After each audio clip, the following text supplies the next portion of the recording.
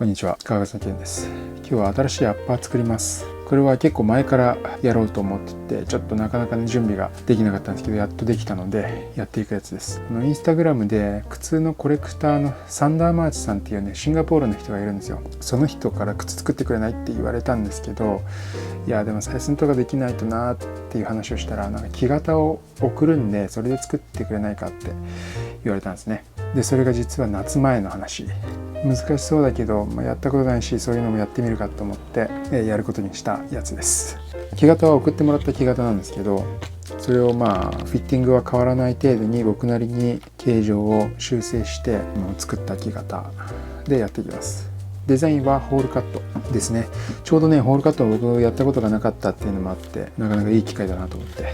でこれ見てください。これアッパーをね木型に癖付けしてあります。ホールカットは一枚革で作るので、あらかじめ木型に革を沿わせておきました。で1枚の革が木型に沿うとすごく綺麗です。でデザインとしてはほぼこのままですね。ここに紐の穴がつくぐらいな感じで、デザインはもう本当に一枚革のホールカットです。でこれ癖付けしてあるのを取っていきます。ちょっと革を余分に切って、後で余分を切り落とす前提で木型に癖付けしてあります。取りますね。完全に皮が木型の形記憶しているので、木型を抜いても全く形状は変わんないですね。完全に靴の形になってます。でここから型紙を当てて、この皮を裁断していきます。まずこうやって開きます。でこれが型紙です。1枚。これちょっと特殊な型紙ですね。立体裁断型紙です。日本のハンドメイドシューズメーカーで小笠原シューズというメーカーがあるんですけど、小笠原シューズの根岸さんという方がインスタグラムも YouTube もやられてるんですよ。靴の制作の作業動画がアップされてるんですけど、それがねめちゃくちゃ勉強になるんですよね。根岸さんと直接の面識は僕はないんですけど、日々アップされる制作動画を見て本当勉強させてもらってるんですよね。でこの立体の型紙はその小笠原シューズでやられている方法ということで紹介されてて、僕はそれを見てこんな風にやりたいなと思って、見よう見まねでなんとかこの立体裁断型紙を作って練習していました。なのでちょっと今回はねこの立体裁断でやっていきます。木型ってこの部分は平べったいけど、甲の部分でここ立ち上がるじゃないですか。それと同じようにこの型紙もこの甲の部分を少し立体的に作ってあります。こうやって机にベタっと置いてもここが盛り上がります。あらかじめ型紙が立体になっているという。でこれをこのすでに立体になっているアッパー、この部分甲の部分盛り上がっているので、これを型紙に合わせてカットしていきます。正しいやり方は小笠原シューズさんのねインスタグラムを見てもらうと載ってるんですけど、なんとか頑張ってやっていきます。まずこんな感じで履き口の方をなるべく平坦になるように型紙とアッパーを合わせますね。でこの履き口のラインをなぞっていきます。アッパーがね立体なので本当にずれないように気をつけます。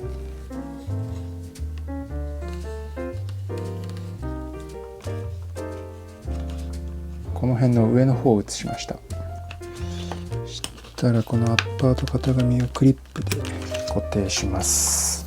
こうですね。立体の型紙なんで今この状態ではこっちのつま先の方は結構浮いてます。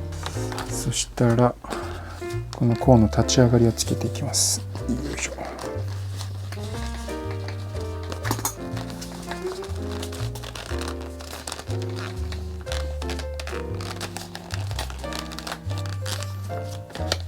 こんな感じで少しここが甲の部分が立ち上がってますね。この状態でこっちのつま先の方を型紙になぞっていきます。こんな感じ。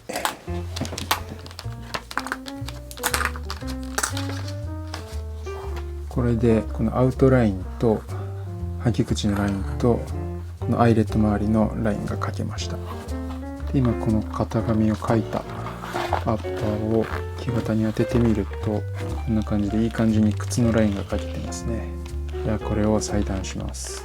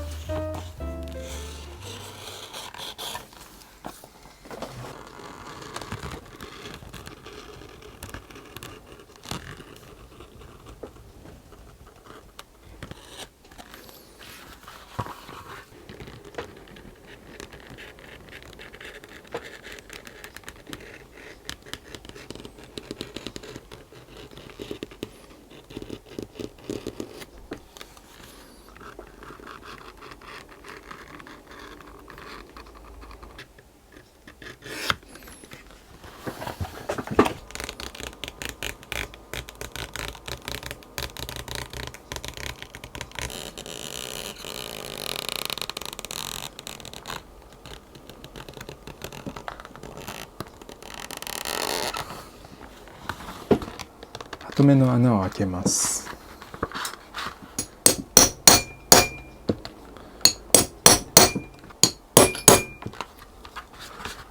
このホールカットのアッパー、継ぎ目はここです。かかとはシームレスヒールで、足の内側のところでこうやって継ぎます。この部分は裏からシャドウステッチをかけて、縫い目が表に出ないようにつないでいきます。アッパーの裏側にスキンステッチをする目印をつけてありますので、ここに穴を開けていきます。この裏から針を刺して表に貫通しないように、この皮の今白くなっているこの断面に針を出します。こんな感じで皮の断面から針が出てます。アッパーの表側には針は貫通してません。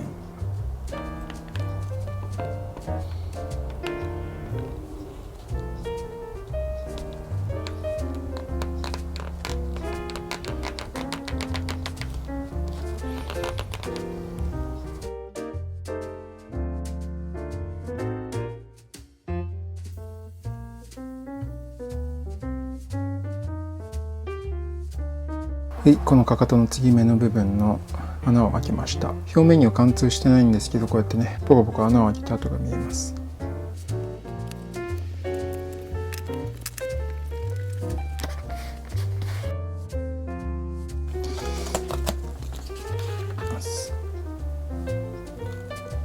アッパーにも癖ついてるんで、その癖に合わせて少し曲げて貼っておきますね。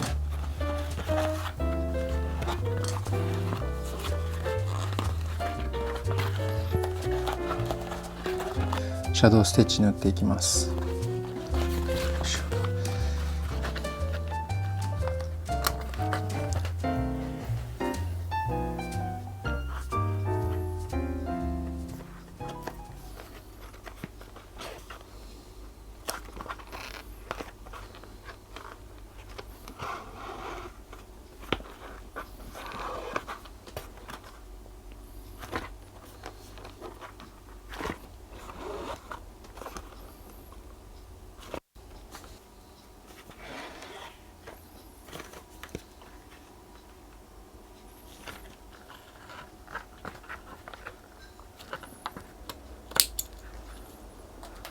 はい、こんな感じでシャドウステッチできました。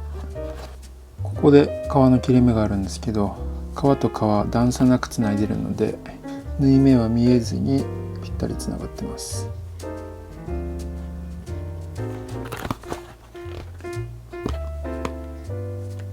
この履き口の皮の断面が白いんですけど、コバの仕上げ剤で黒くしていきます。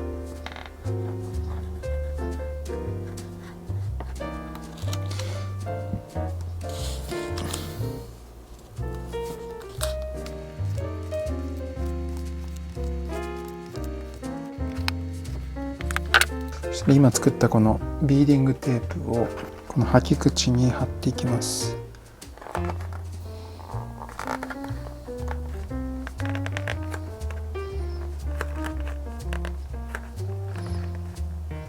ライニングはこんな感じでぐるっと1枚とこの羽のパーツだけ別パーツで今縫い付けてあります。でここにこのベロのアッパーとライニングを縫い付けたもの、これをここに差し込んでこれで縫い付けます。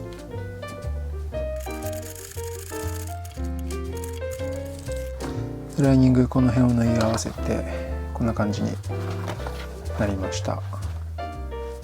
さっきこのビーディングを貼ったアッパーをこの上にかぶせて貼り付けます。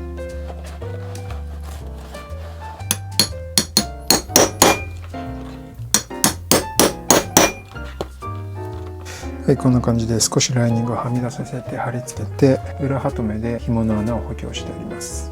これでアッパーの履き口ライン塗っていきます。というかアッパーのミシンのステッチはもうこれだけですね。ここを縫ってもうほぼ終わりです。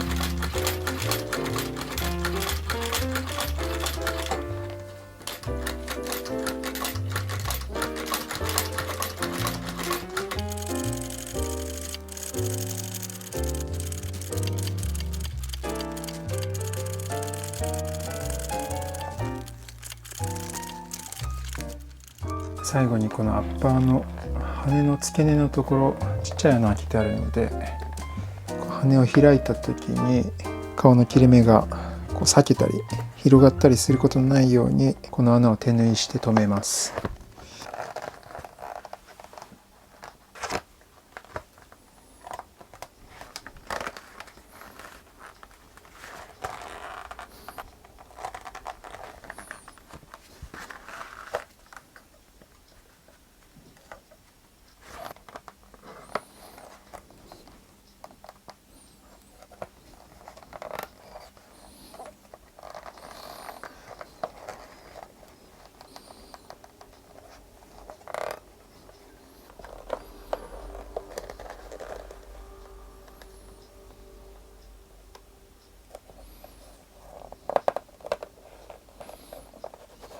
はい、縫い終わりました。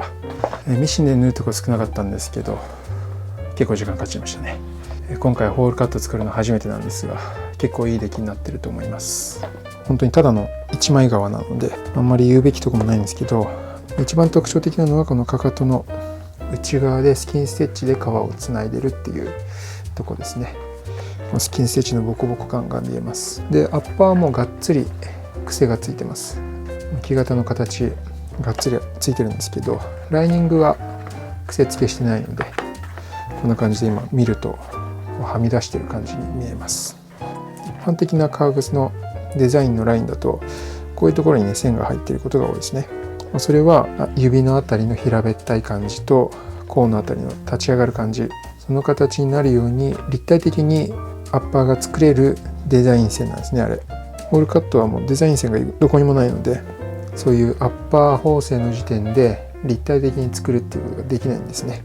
そうするとちょっと釣り込みで大変だったり、若干精度が落ちたりということがありえるので、今回は先に癖付けしてそれを元にアッパーを作ってみました。